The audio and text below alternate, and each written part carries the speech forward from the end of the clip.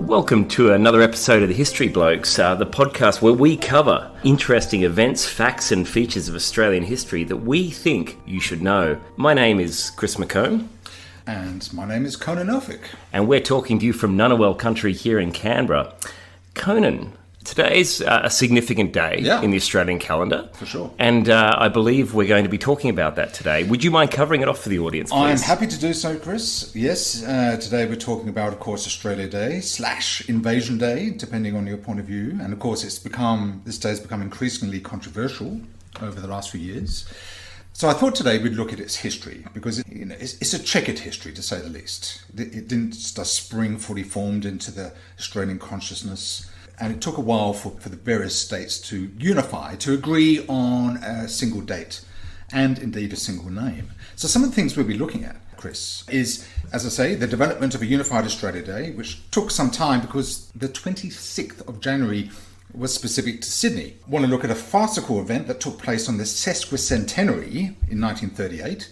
And of course, we'll be looking at the vexed issue of the date itself as to whether that should be Australia Day. Fantastic. And could I just get you to say that word again? Sesquicentenary, Chris. Try saying that 3 times after a glass of whiskey. Yeah, that's right. And in fact, today is the 235th anniversary of colonisation. Wow, I didn't know that. So I didn't know that. In 15 years, when it's going to be a big milestone, it will be interesting to see. I suppose it will be then, the Sesquicentenary or something. It will be interesting to see how that will be handled and whether it will take place on the 26th of January. Yeah, look, I'm fascinated. This is going to be great. Well, let's begin with a quiz, Chris, because you know how much pleasure this gives me. I hate quizzes. As you flounder. And all of these questions will be answered during the course of the podcast or right at the end. So, question number 1. On what day did the first fleet make landfall on the east coast of Australia? Oh, now this is obviously a trick question. I'm going to say the 25th of January. Well, no.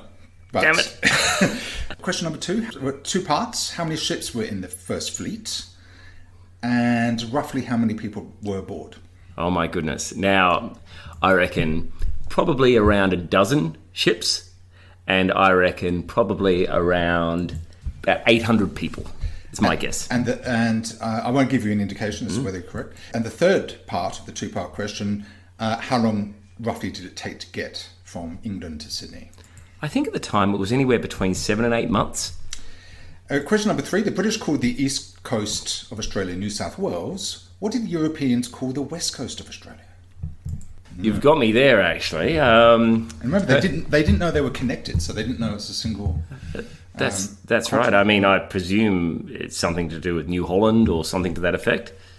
Question number 4. In 1935, all the states agreed to celebrate Australia Day on the 26th of January, which we'll get to, with one exception. What state did not agree? I'm going to say Queensland.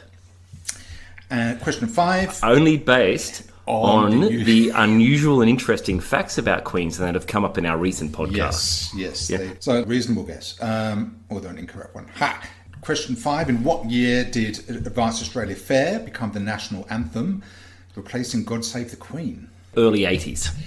And finally, what is New Zealand's national day? I have absolutely no idea. Yeah, well, the reason I included that is because we're going to be touching on a few New Zealand topics later. Oh, I do. Not today, but in subsequent episodes. Indeed. Because I think so few people know jack about New Zealand. You know, like when did Europeans colonise it? When did the Maori arrive? Most people won't have a clue. And I think, given that it's our nearest English-speaking neighbour... Oh, look, I agree. And how closely we became entwined. Yeah. They almost completely at one point. Exactly. They almost joined us in Federation, but wisely declined. So, yes, so Australia Day... Yes, it's a term that's offensive to many people, so it can be called Invasion Day. The interesting thing about it is that Australia Day is only a sort of relatively recent term to describe something that's 235 years old. It isn't clear exactly when Sydney's colonists first began to celebrate the anniversary of the arrival of the First Fleet, which of course is what Australia Day / Invasion Day is. But when they did start doing so, they called it Foundation Day or First Landing Day. And on the 30th anniversary in 1818, it was Governor Lachlan Macquarie, who's personally my favourite governor, Chris, who declared the 26th of January to be a public holiday. I think I pretty much have spelled out what Australia Day / Invasion Day is, right? So it's the arrival of the First Fleet in Sydney Cove, which is now Circular Quay, on that date. And in answer to the first quiz question, Chris, they arrived originally, of course, in... Well, as the old sea shanty says, Botany Bay, I would suggest, Conan. Yes, Botany Bay. Because, of course, it was Captain Cook who arrived there and didn't even realise that Sydney Harbour properly existed. So, sorry. Oh, by the way, and so yes, they arrived at Botany Bay on the 18th of January. So they first made landfall on the east coast of Australia on the 18th, and then when they realised what a terrible mistake they had made, because Cook arrived at a time of year when everything was lush and fertile and there was fresh water, and when they arrived then in January, in summer, everything was sort of dry and there was no fresh water. Philip and his officers and men must have just thought, we are stuffed. Because I don't... Can you imagine what Philip thought of Cook at that moment? You complete and utter bugger. You have dropped us in it. Big time. I've got 1,400... This is the answer to the first part of the second question. 1,400 convicts, sailors, marines, and so forth. And what am I supposed to do with them? There's no fresh water. There's barely any food. The soil is terrible. Thank you so much, Cook. And so, yes, he sent a couple of ships up north to look for something better. Yes, and luckily they came across Port Jackson. 30 years later, Macquarie decided it would be a public holiday. And in Sydney, at least, it has been one ever since. And at the time, on the 30th anniversary, there was a 30-gun salute and there was a ball. And subsequent to that, over the much of the 19th century, there were banquets held by the colony's more affluent gentlemen, no women, Chris, heaven forbid. And that became a regular feature of Foundation Day. I certainly can't imagine those parties being much fun, though, to be quite fair. I think there would be a lot of claret, so things might have got raucous, but yes. A lot of cigars and kind of backslapping and the like, right. Yeah, indeed. And networking, but not much flirting, one would assume. And there was a regatta and all that kind of thing. And the other colonies simply didn't celebrate it, as I said before, because it was, as far as they were concerned, it was a date that was significant to Sydney-siders. And instead they celebrated their own Foundation Days, and many still do. So, for instance, Western Australians, they take a public holiday on the first Monday in, any idea what month? I mean, I didn't have a clue. June. Yes. Did you know? As I'd guess. I'm going to keep completely silent. The face shall not give anything away. You will never know the answer to that question, Conan. Anyway, so over the course of the 19th century, there was a growing movement to make the 26th of January the day on which all Australians recognised the colonisation. Well, of course, they didn't think of it in those terms. The settlement, I guess, or indeed the civilisation of Australia. Have you heard, Chris, of the Australian Natives Association? No, I haven't actually, Conan. Who are they? Well, who do you think would join such an organisation?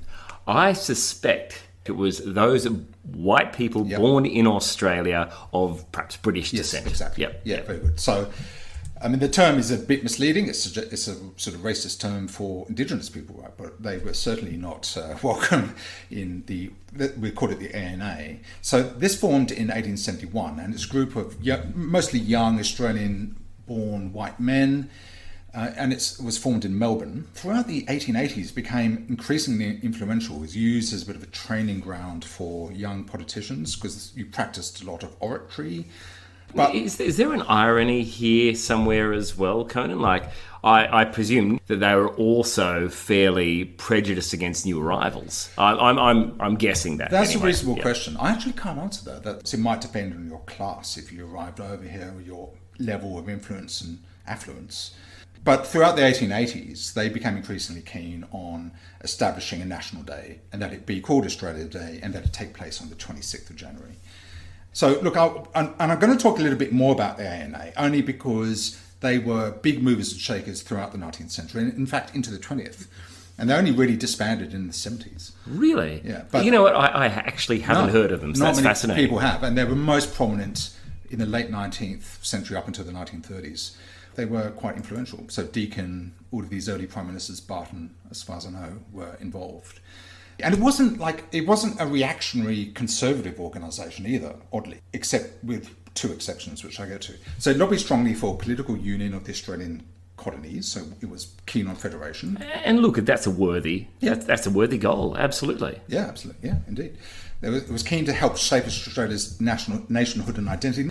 Yeah. I wonder how much, the approach taken by the North Americans affected the approach or the planning undertaken by this group and others. That's a good question. I mean, they must have been watching America with some interest. It was formed soon after the American Civil War. So they're probably also a little bit conscious of what can happen when a nation devolves from British influence, becomes completely independent. It needs to be unified. You need to make sure all your ducks are in a row culturally and politically before you initiate federation. But this is just speculation. It's like me speculating that Philip loathed the very soil that Captain Cook walked on 18 years previously. Maybe he was entirely relaxed about the whole thing. When Philip did return 4 years after he came here, did he, take the train out to Whitby and get into a bar fight with Captain Cook over his poor recommendation for a place to land. You can draw a map, but you obviously didn't take into account seasons. Anyway, the greatest practical joke ever played. So they were keen on creating a society free of British class distinctions, which is interesting. Another positive. Yeah, although I suspect they're fairly keen on maintaining and establishing and maintaining Australian class distinction, with them at the top as native born and a classless society, because they don't even count those that sit outside their own club. Yeah, that's right. So some of their progressive views were on women. In the 1880s, they attracted suffragists seeking support for their cause. You know the difference between a suffragist and a suffragette, Chris? A suffragist, did you say? Yeah. They are those that support the cause. A suffragette are those that protest and actively go out for the cause. Very good. Yeah, that's right. Wow. Yeah. So okay. I'll put that one in my notebook here. So when we think of suffragettes, we're thinking of basically any woman who is prepared to sort of be involved in the right for women to vote movement in any way. But in fact, the proper term for them is suffragists. So the suffragettes at the time were those who were far more militant. I'm not so sure about Australia, but certainly in the UK, we're talking about violence, we're talking about blowing people up. They had bombs. They even learnt jiu-jitsu so that when the police would try to arrest them, they could jiu-jitsu the cops. That is absolutely extraordinary. Yeah. Perhaps content for another episode. Yes. We will be getting into women's suffrage because Australia did lead the way to some extent. South Australia was at the leader of that pack too, wasn't it? So we'll be talking a bit about that. So let's not jump. You're right, I'm jumping the gun. Looking forward to it. But the point is that at least the ANA, for all of its sort of male, first, born in Australia nonsense, it was keen on the suffragist movement. And it also advocated for minimum wages and free secular education. We sort of assume that that's been around pretty much for most of Australian history. It actually wasn't. That's incredible. It's got, and a cornerstone of society that we have today. Incredible. Yeah, it was the 1870s that you had your first free, that it was introduced in Victoria. Oh, by the way, I've made a resolution not to slag off Victoria. Because you're hoping that someone from Victoria, other than me, listens to it. Yes. My family haven't listened to any of these podcasts Really? Simply because of this. Well, they should take that kind of stand. They shouldn't put up with this crap from this pommy latter-day New South Welsh bastard. Anyway, yes, and they wanted to foster pride in being Australian by promoting the study of Australian literature and art in school. They campaigned for the protection of native species, and they were keen on using Aboriginal place names and initiating a Made in Australia movement. Wow. So there you go. So they were doing all these things quite... I mean, I'm not saying they made all these happen, but they were lobbying, and a lot of significant politicians emerged from this. Certainly some really progressive ideals there, for sure. Yes, but where they let themselves down in 21st century eyes is that they strongly supported the White Australia policy, and they saw no place in Australia's present or future for First Nations people. Oh, did I say the word progressive? I'm about to retract that. You hear that reversing sound? Yes. That's me. So, on the 26th of January 1888, the centenary, all the Australian capitals, apart from Adelaide, joined in a national public holiday, although they refer to it as Anniversary Day, not Australia Day. But New South Wales had been using the term Anniversary Day for some time, so it had gone from Foundation Day to Anniversary Day. They weren't, for whatever reason, calling it Australia Day. I suppose in part because during the 19th century, this sense of Australia as being predominant over local considerations had yet to really formulate itself in people's minds. So an Anniversary Day was, to some extent, the result of the influence and promotional work done by the ANA.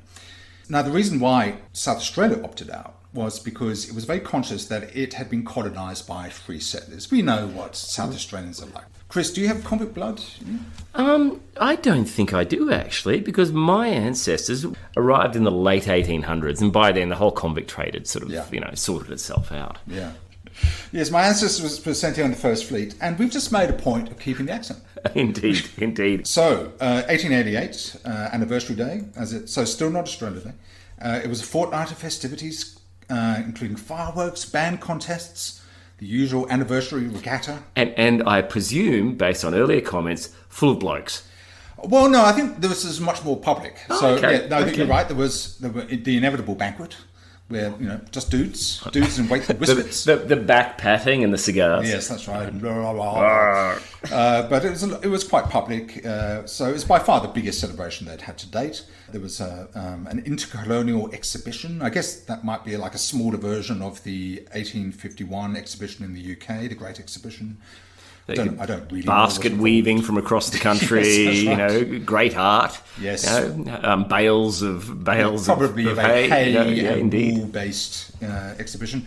There was an intercolonial cricket match and the dedication of Centennial Park. So, if you're a Sydney-sider like myself, then that's a big deal because I used to live near there. Fantastic park. And there was, an admiral's luncheon on board the British battleship Nelson, which was the flagship of the British Naval Force based at Sydney. So that's nice. That evening in Sydney, there was a state banquet held for about 1,000 eminent men from around Australia and New Zealand.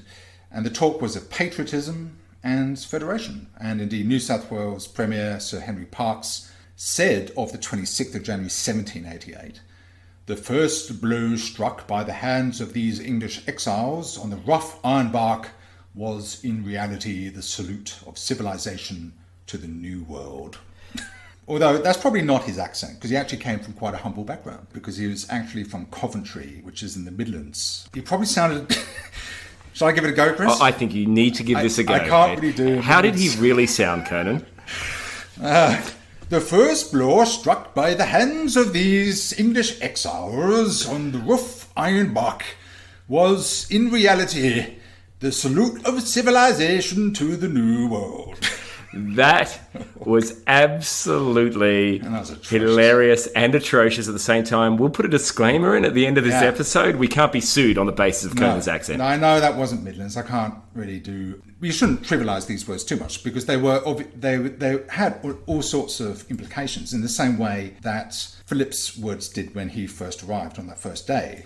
We have to remember that 1788 wasn't just a question of European settlement, but of perceived ownership.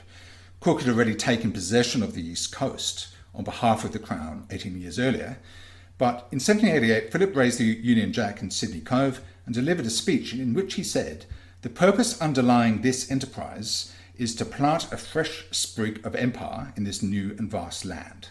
So very British. Yes, so very British. And so that was a continuation of Cook's belief that you could simply arrive and own an occupied place. A simple plan, in many ways, simple plan, for sure. And don't let people get in the way of that such a plan, Yes, let terra nullius be your watchword.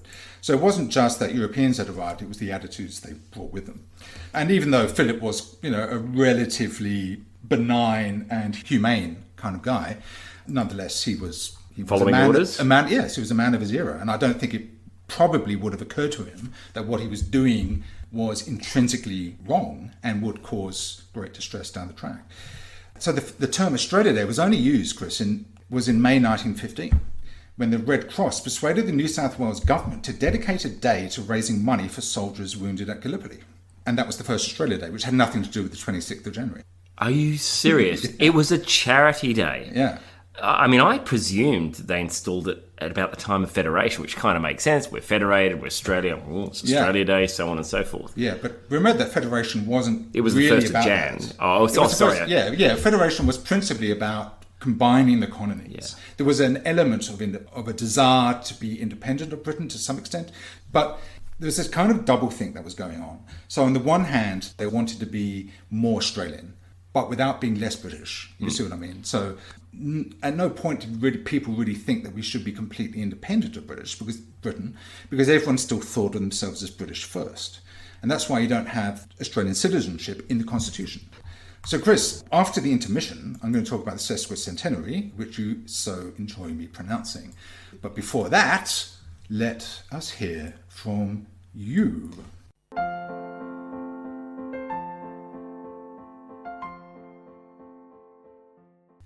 Okay, well, now it's time for intermission. I'm going to talk to you about a feature of Australian history which you may have learned during your high school years, and that is the Rum Rebellion. So the Rum Rebellion, which occurred in 1808, was the only time in Australia's history where an Australian government was actually taken over by force.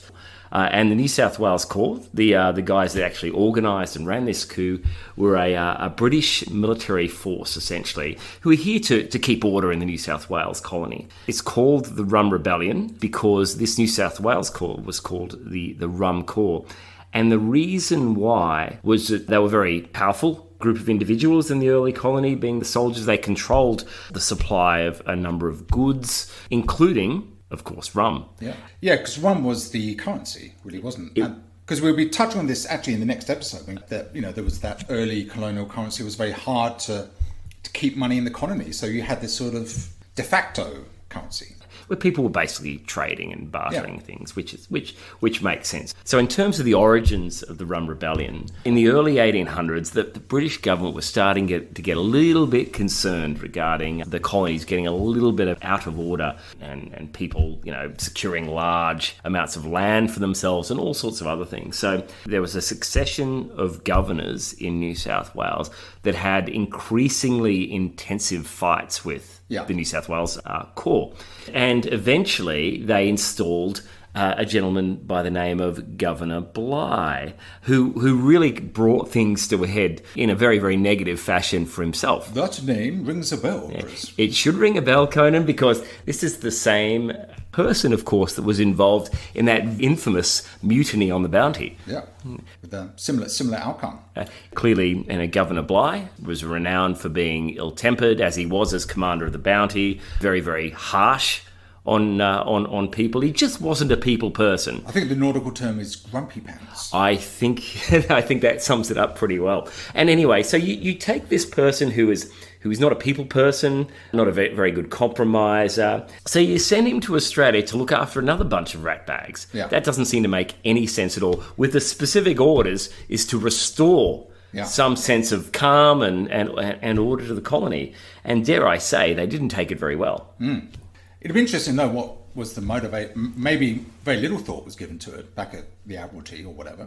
Or maybe a lot of thought thought, well, let's get rid of this guy. He's just such a tedious, annoying personality. Let's make him New South Wales' problem. That's exactly. Or maybe they thought, oh well, like lightning doesn't strike twice. He's annoying, but he's at least disciplinarian, and maybe that's just what the New South Wales Corps need. So he turns up and he sees these officers feathering their own nest. They're very powerful and they really run trade in the colony, and he tries to squeeze them. So anyway, some of the commanders of the New South Wales Corps started to become concerned that he was going to make the Corps so angry that we'd end up, with blood, essentially. So they decided instead to organise a coup, whereby, of course, they all marched through the centre of Sydney to the governor's house, surrounded by a parade of spectators singing sea shanties and the like, and discovering him hiding under his bed. Well, that, as the story goes, I don't know if that's a proven fact, but certainly that's the story according to the New South Wales Library, which I think is a good story for sure. And there's a painting of that, but that painting was commissioned by the New South Wales Corps. So yeah, he's the victor. Full credit to Bligh. He wasn't a coward as such. But anyway, just to be clear, I would. I felt the bed was going to give me sufficient coverage, I would be hiding underneath it.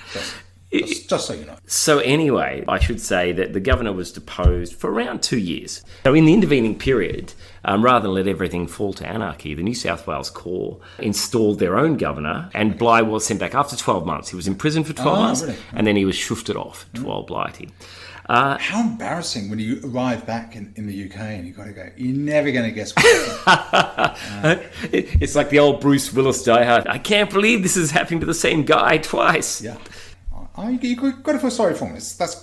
I've had my career-limiting moments, Chris. I've said and done things I shouldn't have. I haven't stuffed up on that kind of scale, though. Yeah, and that's a pretty major stuff up. So far. So anyway, look, I'll draw this little episode to a close. There were court proceedings. Those that were still in the military were really kind of let off fairly lightly, and those that were involved in the coup, but they were retired, nothing happened at all. Oh, right. So anyway, another interesting feature in Australian history, Conan, and of course, it was initiated on the 26th of January. Well, I didn't know that. Yeah. I think we should be calling it Rum Rebellion Day. Yes, that would solve all of the problems, all of the contention. Well, so we keep 26th of January as Rum Day or Rum and Coke Day, whatever, to modernise it, but make another day Australia Day. I think so, and you know, I'm a big supporter of putting Australia Day somewhere around August, September, where there is an absolute dearth of public holidays. Chris, thank you for that. I have taken away key learnings.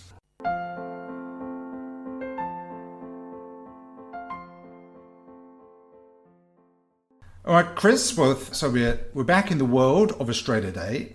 Specifically, Chris, at the Sesquicentenary in 1938. And remember, I referred earlier to a lamentable episode that was going to take place. So as the Sesquicentenary 1938 approached, the ANA and similar organisations became very keen to establish a unified Australia Day. And 3 years prior to it, they nearly succeeded in that all states, with one exception, and that was one of the questions asked in the quiz, decided to celebrate on the same day. Although they didn't call it Australia Day, they called it Anniversary Day, but at least it was on the 26th of January. And the exception was, ironically, not Queensland, but New South Wales. Wow. That is I didn't expect that at all, for sure. No. And please don't ask me why. They refused. Conan? Why? I wasn't able to find out. Now, the date was something of a compromise solution because there was no viable alternative. Anzac Day was more about remembrance than celebration. The anniversary of Federation, as you mentioned before, that took place on the 1st of January, so that's New Year's Day. That can't really be the national day. So really, they didn't have much choice but to use the 26th of January because that technically was the beginning of European colonisation. And the issue dogs us to this day, as we will get to. When this Sesquicentenary took place in 1938, it was a massive deal. One of the events... and this was a little bit unlike other celebrations that came before it because maybe there were women involved. Maybe women were allowed at some point to at least be aware that it was taking place. Who knows? So there was the usual sort of regatta. There was a huge series of floats that went through the main streets of Sydney, and you can actually see video footage of this on YouTube.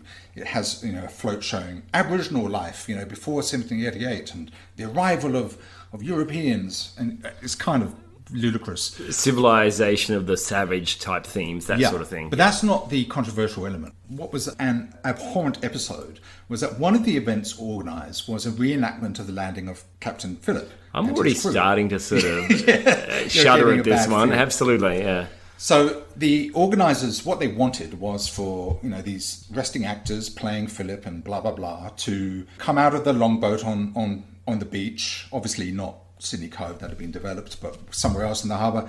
And then there would be a bunch of Aboriginal people, a mob there, who would take flight the moment they saw the Marines land. Now, that didn't happen, but that's what the organisers wanted to reenact, quote unquote. This sounds like an ugly scene that's building here in my mind. Absolutely. Well, not surprisingly, the local Aboriginal people didn't want a bar of this.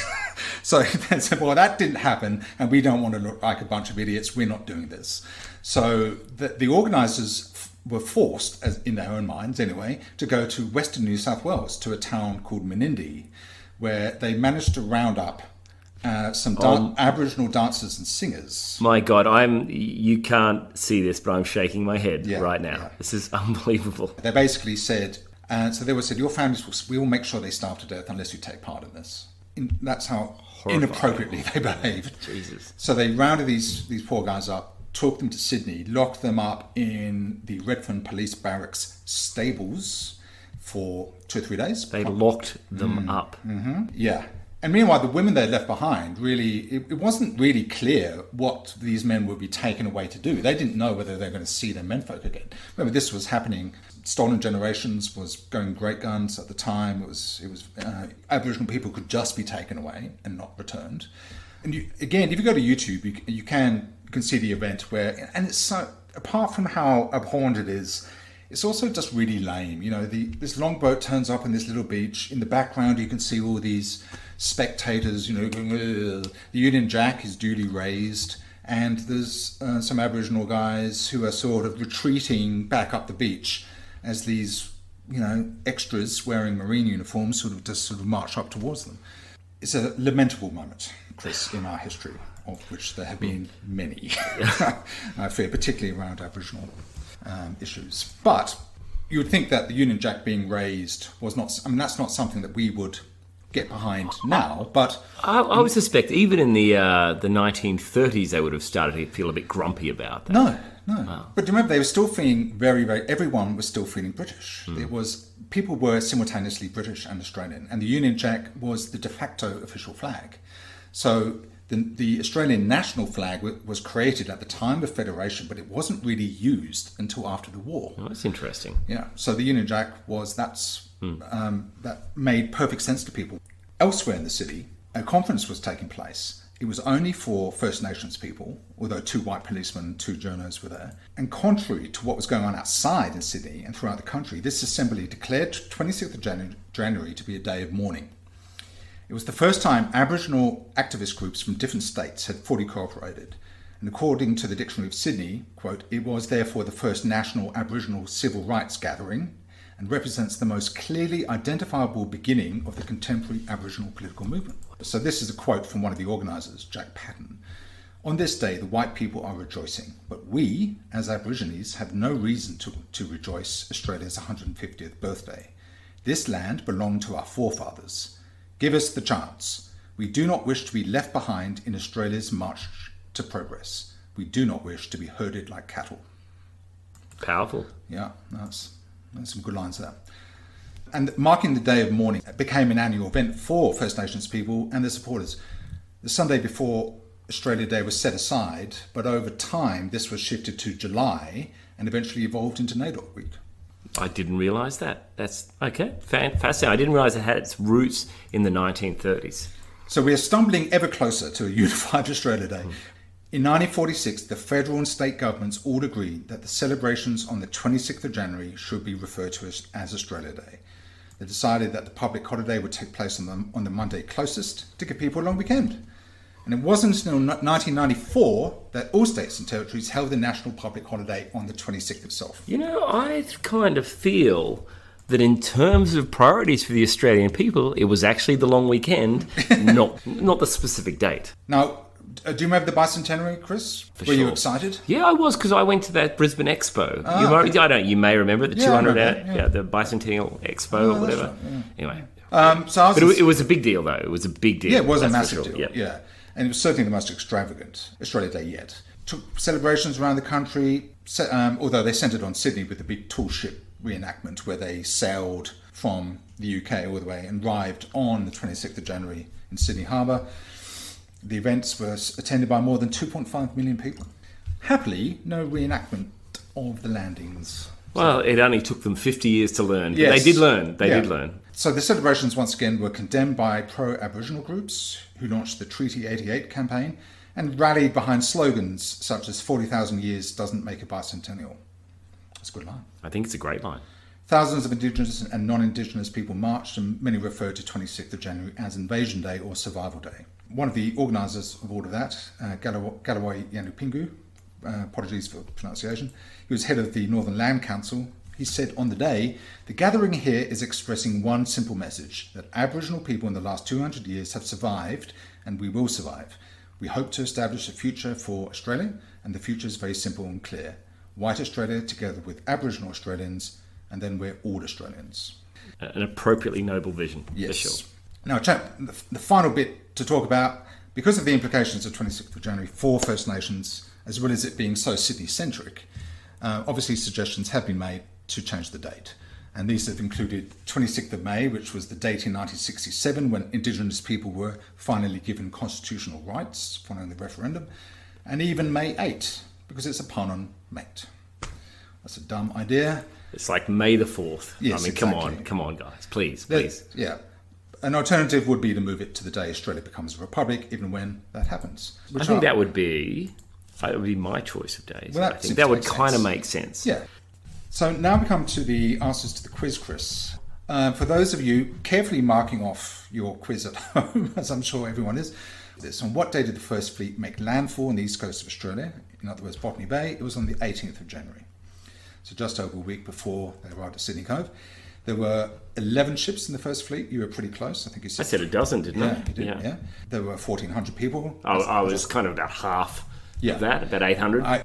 You were right. It took 8 months. You were also right that the west coast of Australia was called New Holland. As I said, in 1935, all the states agreed to celebrate Australia Day on the 26th, with the exception of New South Wales.